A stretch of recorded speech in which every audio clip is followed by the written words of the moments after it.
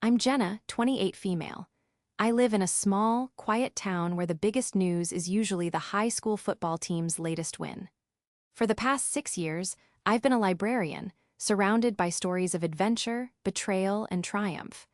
I've always found comfort in the quiet order of the Dewey Decimal System and the hushed whispers of patrons. My life was simple, predictable, and entirely my own. I shared a modest two-bedroom house with my father, a place filled more with routine than with warmth. But I never imagined that my own life was about to become a drama wilder than anything on the shelves of the fiction section, all because of a single piece of paper.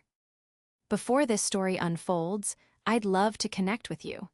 Please let me know in the comments where you're watching from and what time it is in your corner of the world. It's amazing to see how far these stories can travel.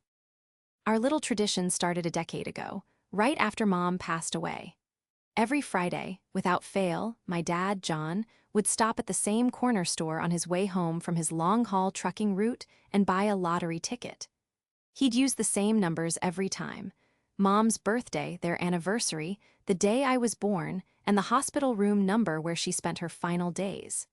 It was a ritual steeped in a bittersweet blend of hope and grief. He wasn't just trying to win money. He was trying to win back a piece of the luck he felt he'd lost when she died. I'd always played along, feigning excitement when he'd lay the ticket on the kitchen table. "This is the one, Jenna Bean," he'd say, his voice thick with the weary optimism of a man who'd seen more hard roads than open highways.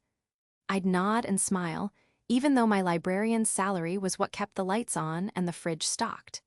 His handyman jobs were sporadic, and most of the money he did make seemed to vanish into thin air, or more accurately, into the cash registers of local bars. Things got more complicated about a year ago when Ava came into the picture. She was a waitress at the diner Dad frequented, a woman with a smile as bright as her peroxide blonde hair and a laugh that seemed to echo with desperation. From the moment he brought her home, our quiet, if slightly depressing, house changed. The air, once filled with the scent of old books and my dad's lingering cigarette smoke, was now thick with her cheap perfume and the cloying sweetness of her favorite scented candles.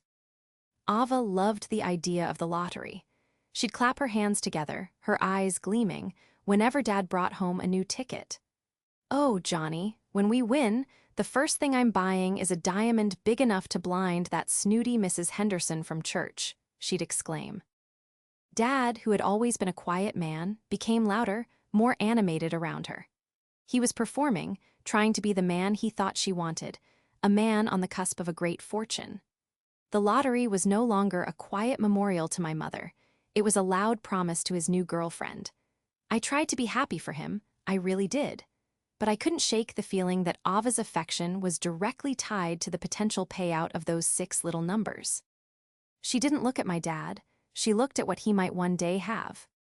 My relationship with my dad had always been a bit strained. He loved me in his own gruff, distant way, but we were fundamentally different people. I found joy in stability, in the predictable rhythm of my life. He chased an ever-receding horizon, always believing that his big break was just around the corner. I was the anchor, and he was the ship straining to sail away. Ava's arrival only highlighted our differences. She encouraged his fantasies, while I was the one left paying the bills he conveniently forgot. "Don't you worry your pretty little head about the mortgage, Jenna," he'd say, waving a dismissive hand. "When my numbers come in, I'll buy this whole block." The Friday the winning ticket was purchased started like any other. I got home from the library, my arms laden with groceries, and saw him at the kitchen table, Ava perched on his lap. They were laughing about something, and for a fleeting moment they looked happy. "There's my little bookworm," Dad bellowed, a bit too loudly. Ava slid off his lap and gave me a smile that didn't quite reach her eyes. "Johnny bought the ticket, Jenna. I've got a really good feeling about this one. I can feel it in my bones." I just nodded and started putting the groceries away. I didn't have the energy for a fight. For months, our finances had been stretched thinner than ever. I'd been secretly taking on extra evening shifts at the library's archiving department, cataloging old city records until my eyes burned, just to make ends meet. I'd asked Dad for help with the bills, but he just scoffed. "Why are you always so worried about money? You need to learn to have a little faith." Our ship is about to come in. Ava had chimed in, "Yeah, Jenna, you're such a downer. You should be more supportive of your father's dreams." That evening, I retreated to my room with a book, but I couldn't concentrate. The sound of their laughter grated on my nerves. It felt like they were celebrating a victory that hadn't happened, spending money they didn't have. I overheard snippets of their conversation: a new truck for him, a trip to Hawaii for her, a shopping spree in the city. There was no mention of paying off the mortgage, fixing the leaky roof, or the mounting pile of bills on the fridge. There was no mention of me. A cold knot of resentment tightened in my stomach. It wasn't just about the money. It was about feeling invisible in my own home, the home I was single-handedly keeping afloat.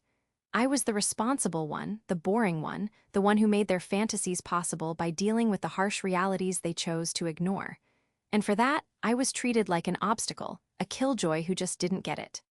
That night, as I drifted off to sleep, I made a quiet resolution. I couldn't keep living like this. Something had to change. I just never imagined it would change so dramatically, so quickly, and so cruelly. The next day, the lottery numbers would be drawn, and the life I knew would be torn apart.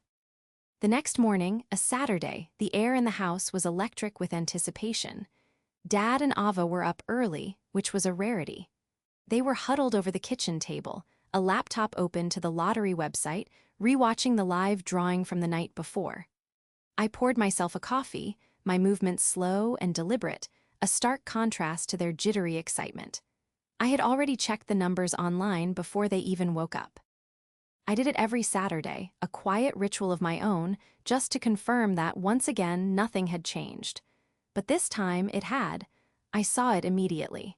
The numbers on the screen matched the faded, crinkled ticket pinned to the corkboard by the phone. My heart did a strange little flip in my chest. It was a mixture of shock, disbelief, and a surprising pang of something that felt like hope. "Jenna, get in here," my dad yelled, his voice cracking. "We did it, we actually did it." Ava was screaming, a high-pitched shriek that made my teeth ache.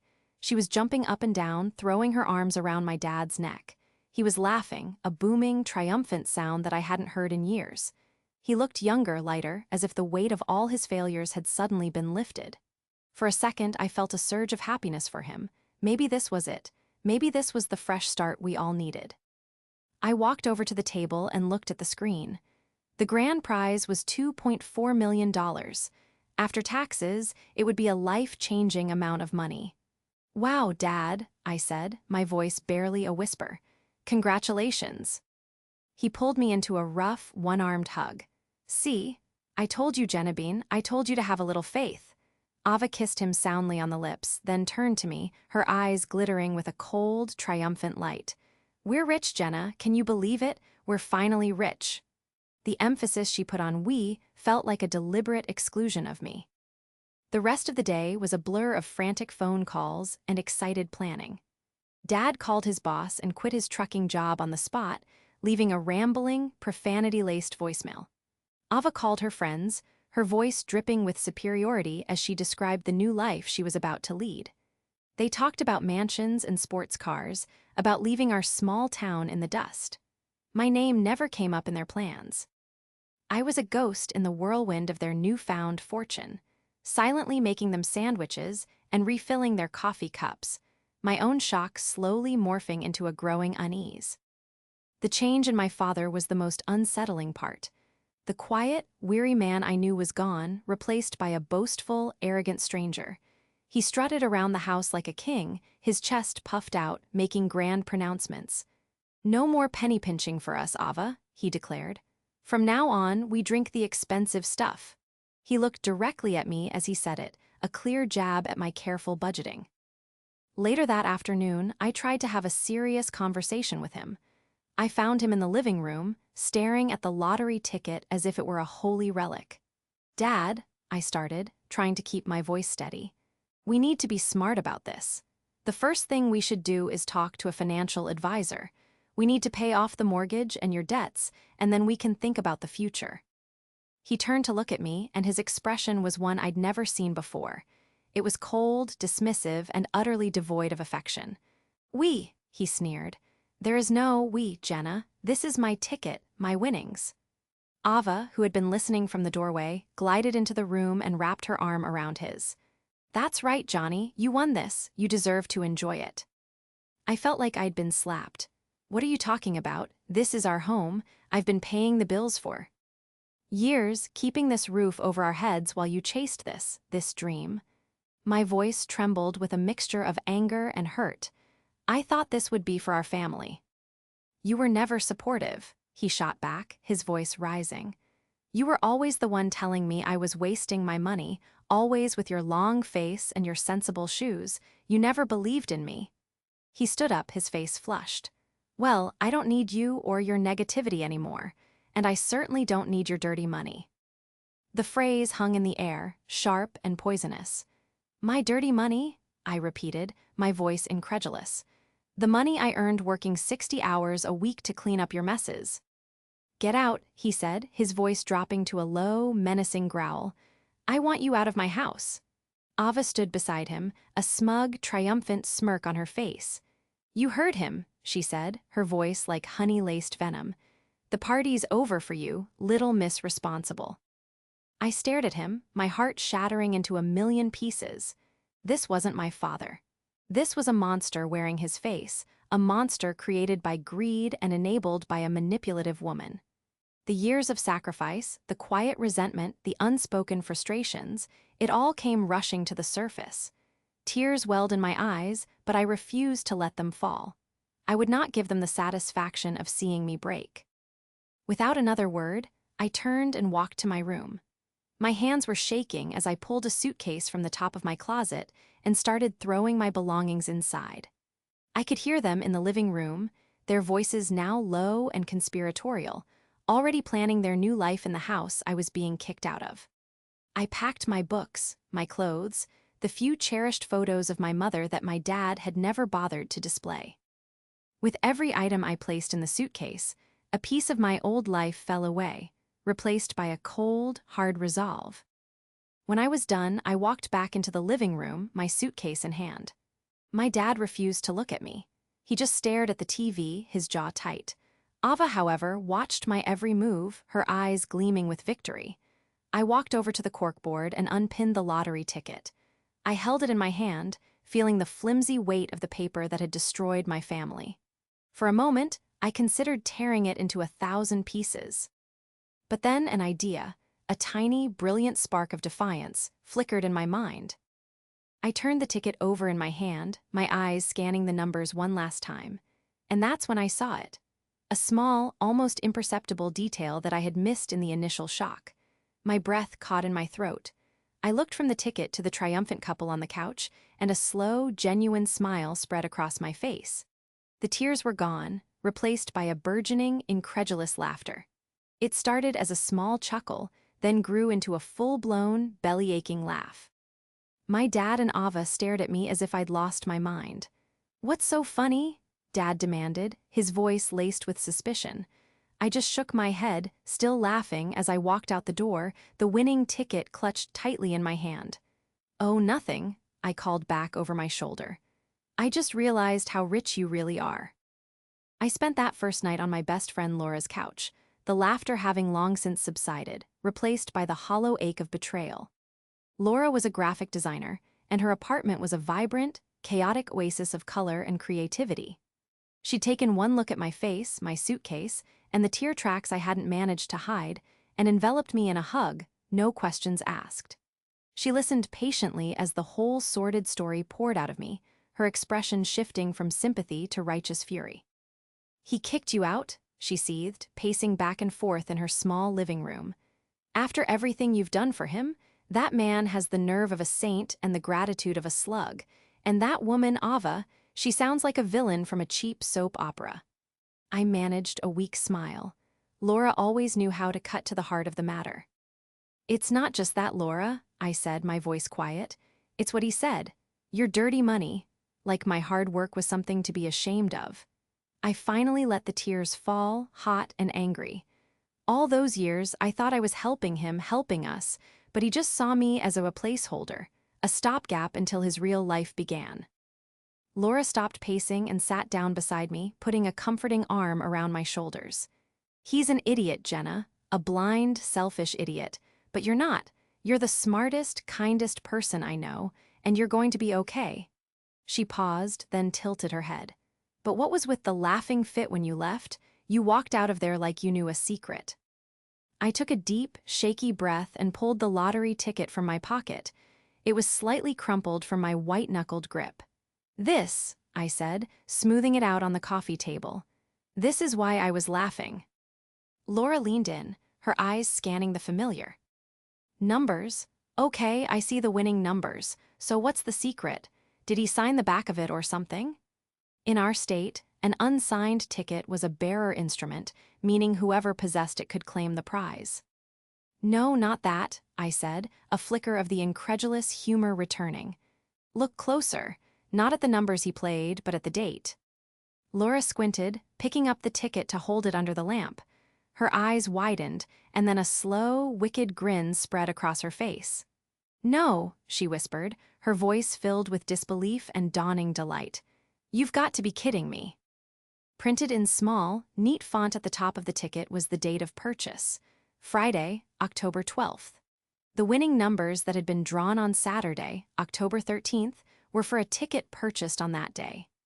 The ticket my father had bought, the one pinned to the corkboard for the entire day, the one he and Ava had celebrated over, was from the previous week. He had forgotten to throw the old one away when he pinned up the new one. In his excitement, he had looked at the familiar, week-old ticket, saw the numbers he always played, and assumed it was the winner. He hadn't even bothered to check the date. "He won the lottery, all right," I said, the laughter bubbling up again, this time lighter, freer. "He won last week's lottery. The grand prize for that draw, a free ticket." Laura fell back against the couch cushions, howling with laughter. "Oh, this is better than karma," she gasped, wiping tears from her eyes. "This is poetic justice, served on a silver platter. The man who kicked his daughter out for her dirty money is celebrating a multi-million-dollar prize that is literally worth $2. We laughed until our sides hurt, the sheer absurdity of the situation washing away some of the pain. It was a preposterous, almost unbelievable mistake, but it was so perfectly in character for my father. He was a man who lived so entirely in his dreams of the future that he rarely paid attention to the details of the present.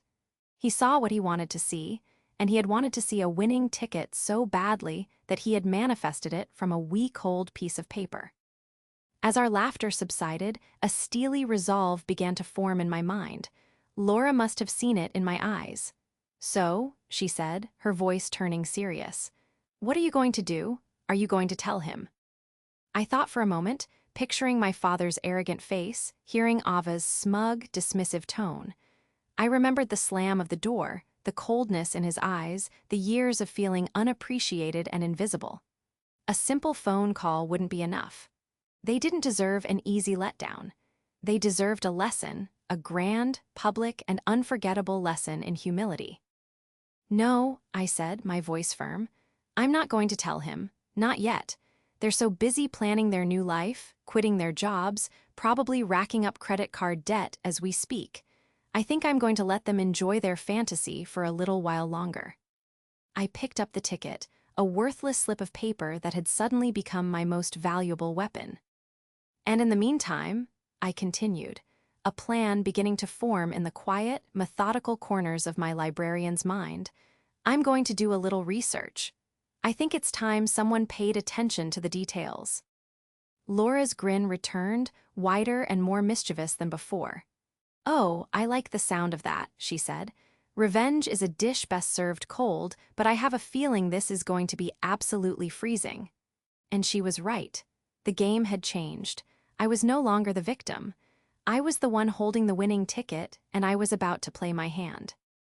The next few days were a masterclass in quiet, meticulous investigation. While my dad and Ava were living in their multi-million-dollar fantasy, I was burrowed in the reality of facts and figures. My first stop was the library, my sanctuary. But I wasn't there to reshelve books. I was there to use their powerful public records database. With Laura's help, her graphic design skills came in handy for more than just art projects. We started digging into Ava's past. It didn't take long to find what we were looking for. Ava, it turned out, had a history, a long and sordid one. We found a string of small claims court cases in a neighboring state, all with a similar theme: debts owed, promises broken. There were former landlords suing for unpaid rent, ex-boyfriends claiming she had borrowed money with no intention of paying it back, and even a former business partner from a failed catering venture who accused her of running off with the company's seed money. She was a grifter, a chameleon who changed her story and her personality to fit whatever man she was currently fleecing. My father wasn't her first victim. He was just her biggest potential payday. "This is incredible," Laura breathed, scrolling through the digitized court records. "She's a professional. She must have seen 'gullible and desperate' written all over your dad's forehead." "She saw a lottery ticket," I corrected, my voice hard. "She latched onto his one foolish hope and made it her own." The next piece of the puzzle came from a more old-fashioned source: gossip. Our small town was a hotbed of it, and I knew exactly who to talk to.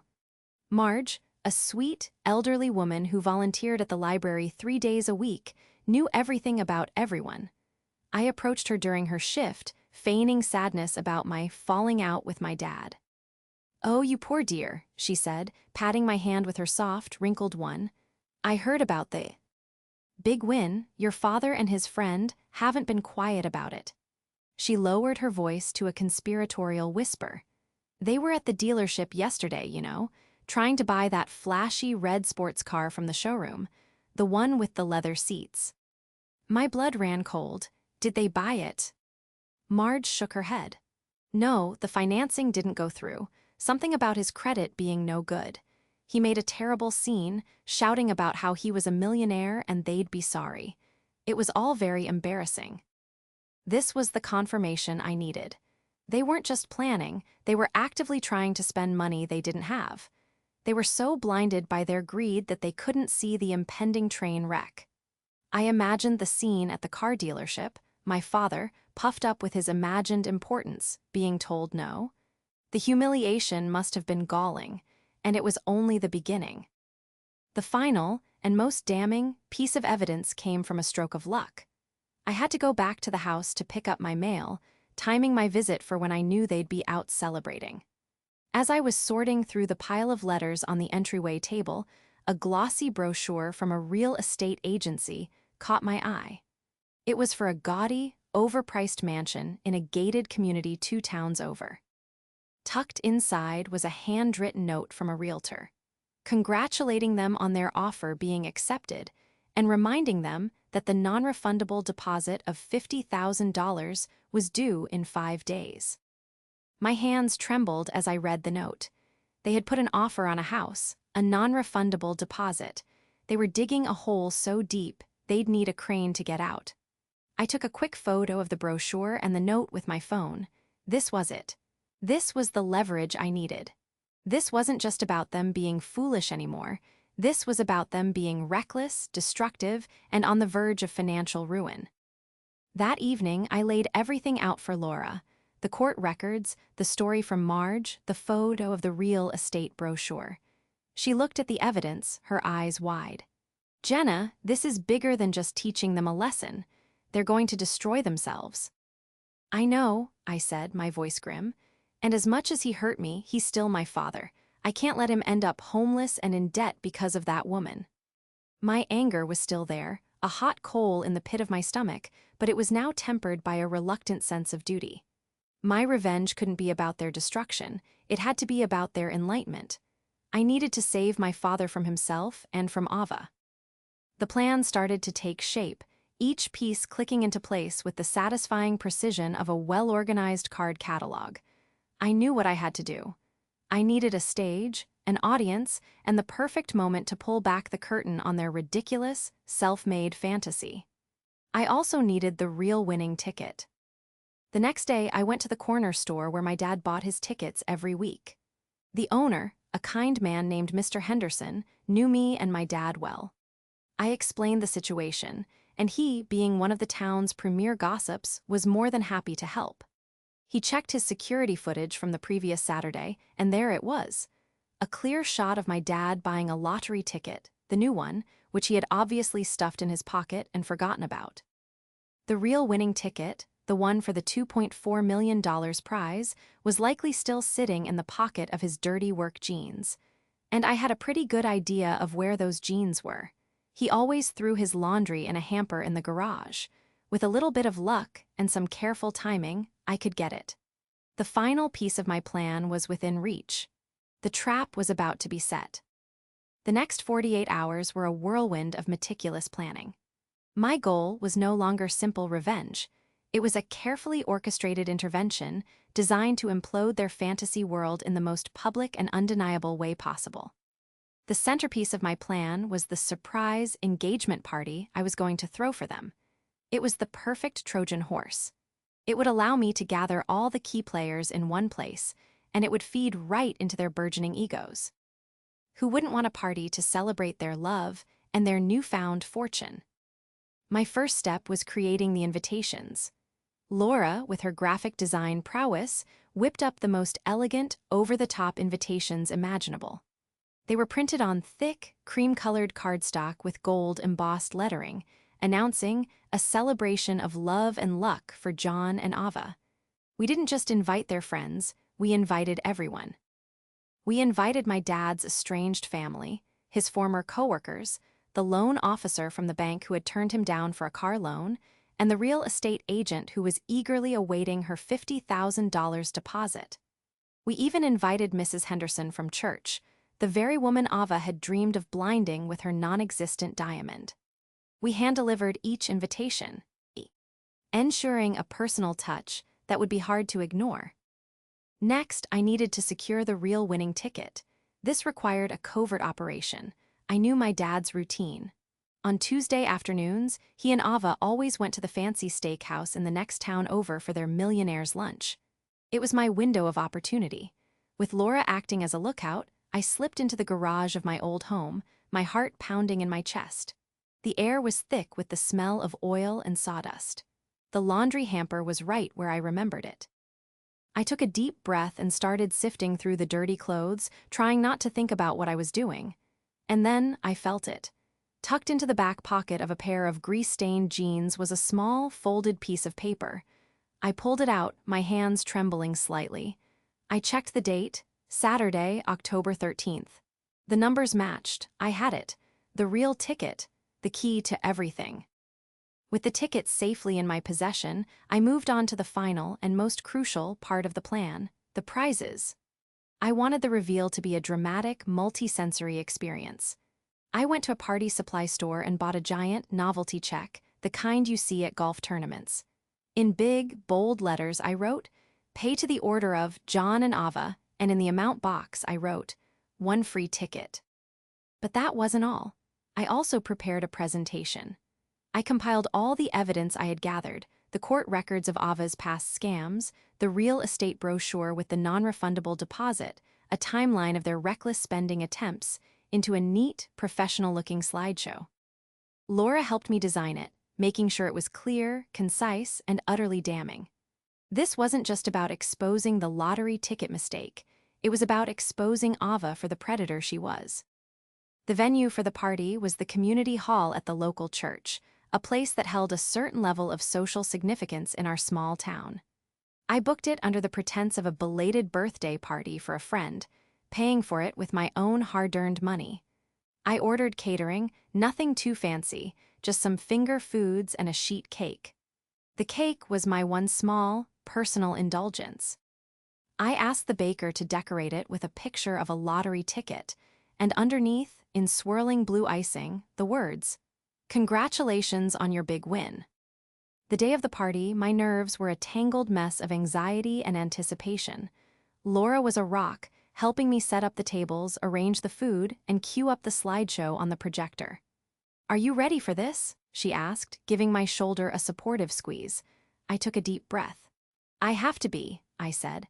"This is my one shot to get my father back, or at least to show him the truth." The guests started to arrive, a motley crew of friends, family, and unwitting participants in my little drama. Then, the guests of honor made their grand entrance. My dad was wearing a new, ill-fitting suit, his face flushed with self-importance. Ava was clinging to his arm, decked out in a gaudy, sequined dress that was entirely inappropriate for a Saturday afternoon church hall party. They beamed, soaking in the applause and congratulations, completely oblivious to the fact that they were lambs being led to a meticulously planned slaughter. My dad spotted me across the room and gave me a smug, triumphant look.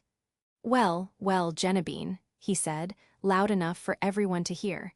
"Decided to come crawling back, did you?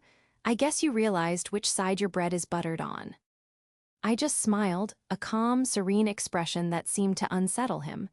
"I'm not here to crawl back, Dad," I said, my voice clear and steady.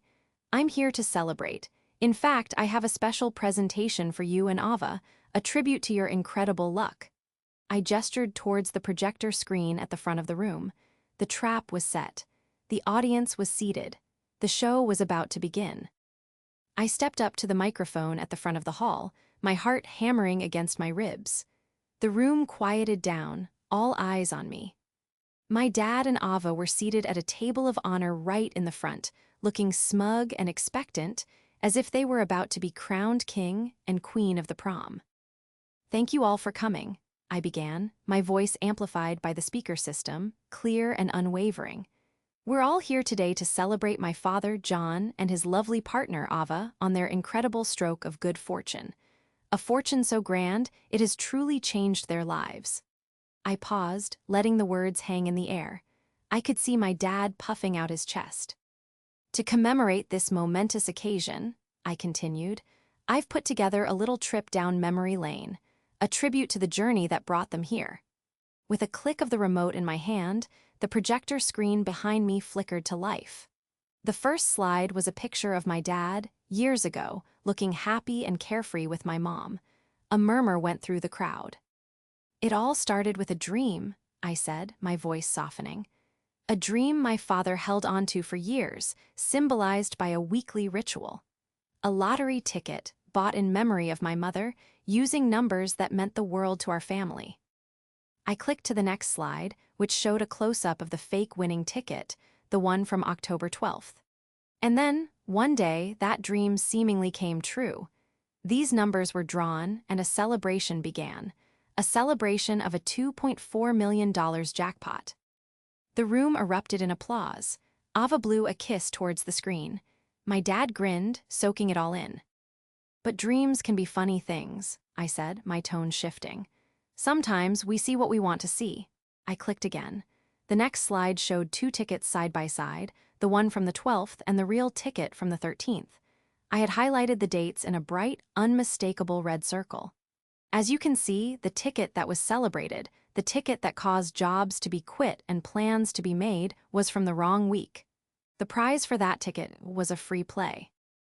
A collective gasp went through the hall. You could hear a pin drop. My dad's smile froze, then crumbled. He stared at the screen, his face turning a sickly shade of pale. Ava's jaw went slack, her painted-on smile vanishing. What is this?" my dad stammered, his voice a hoarse whisper. "It's the truth, Dad," I said, my voice firm but not unkind. "You made a mistake, a simple, honest mistake.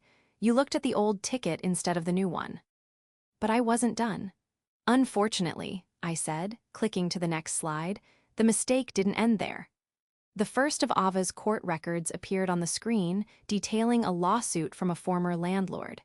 This is where our story takes a turn, because while my father was making an honest mistake, his partner, Ava, has a history of making dishonest ones. Slide after slide, I laid out the evidence.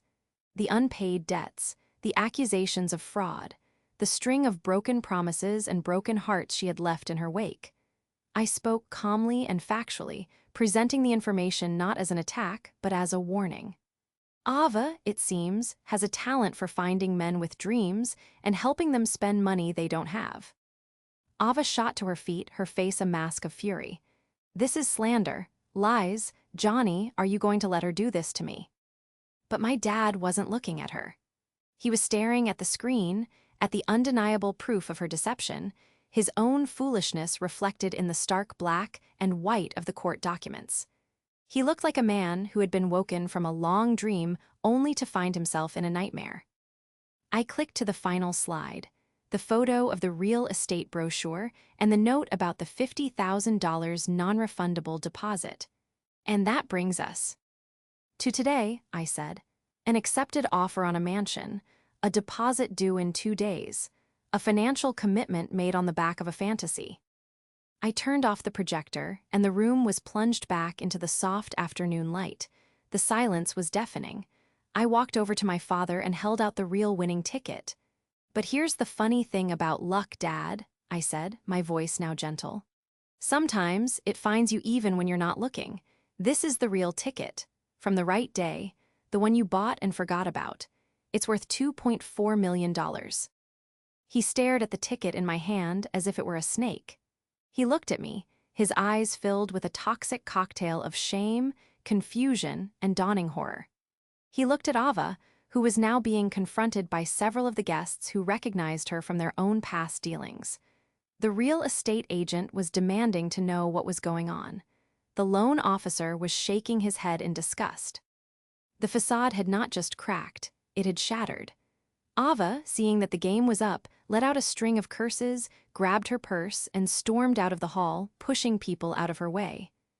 My dad just sat there, his head in his hands, a broken man at a party celebrating his own downfall. I placed the real ticket on the table in front of him. "This is yours," I said quietly. "You won it, but I hope for your sake that you've learned what it's really worth." I then turned to the stunned crowd. "Thank you all for coming," I said, my voice ringing with a newfound confidence. "Please enjoy the cake." And with that, I walked away. I didn't look back. I didn't need to. The public correction was complete. The private collapse had just begun. The aftermath of the party was the talk of the town for weeks. The story spread like wildfire, embellished and retold until it became the stuff of local legend. Ava disappeared without a trace, leaving behind nothing but a trail of angry creditors and a lingering scent of cheap perfume. My father, stripped of his pride and his partner, became a recluse. He sold the house, our house, to pay off the debts he and Ava had accrued in their week of imagined wealth. The sports car he'd tried to buy, the mansion he'd put an offer on, it all evaporated, leaving him with nothing but the harsh reality of his choices. He did cash the winning lottery ticket. After taxes and paying off his debts, he was left with a substantial amount of money, but it wasn't the carefree fortune he had dreamed of. It was a heavy, burdensome thing, a constant reminder of his foolishness and his cruelty. I heard from mutual acquaintances that he was living in a small apartment on the other side of town, drinking more than ever, a lonely man haunted by the ghost of a life he had thrown away. He tried to contact me once, a few months after the party. He left a rambling, incoherent voicemail on my phone, slurring his words as he alternated between apologizing and blaming me for his public humiliation. I never called him back. There was nothing left to say. I had given him the truth and a second chance, and he had squandered them both. My love for him had been eroded by years of neglect and disrespect, and the final, brutal act of kicking me out had severed the last remaining thread. Sometimes, the most compassionate thing you can do for someone is to let them go, to let them live with the consequences of their own actions. As for me, my life began to blossom in ways I never could have imagined. Free from the financial and emotional burden of caring for my father, I felt a profound sense of liberation. I moved into a beautiful, sunny apartment of my own, filling it with books and plants and peace. Laura was my rock through it all, our friendship deepening into an unshakable sisterhood. The story of what I had done at the party earned me a strange sort of local fame. People would stop me in the grocery store, their eyes wide with a mixture of awe and admiration.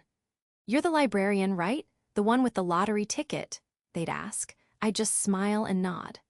My quiet, orderly life had been irrevocably changed, but I found that I didn't mind. I had discovered a strength in myself that I never knew I possessed. I had faced betrayal and humiliation, and I had not only survived, but I had triumphed, not with anger or bitterness, but with intelligence, grace, and an unwavering commitment to the truth. About a year later, I was approached by a member of the library's board of directors. They had been impressed with my organizational skills and public speaking abilities, as they put it. They offered me a promotion, a position as the head librarian of the entire county system. It came with a significant raise, more responsibility, and the opportunity to shape the future of the libraries I loved so much. I accepted the position with a full and grateful heart. On my first day in my new office, a spacious room with a large window overlooking the town square, I sat at my new desk and reflected on the incredible journey that had brought me there. I thought about the faded lottery ticket, the symbol of my father's empty dreams, and the real one, the catalyst for my own new beginning. My father had believed that money was the answer to all his problems, that it could buy him happiness and respect, but he had been wrong. In his quest for a fortune, he had lost the one thing that was truly priceless, his family. I, on the other hand, had lost a house but gained a home within myself. I had lost a father but found my own strength. I had built a life not with lottery winnings, but with hard work, integrity, and the quiet, unshakable conviction of my own worth. And that was a fortune he could never buy, and one that I would never, ever lose.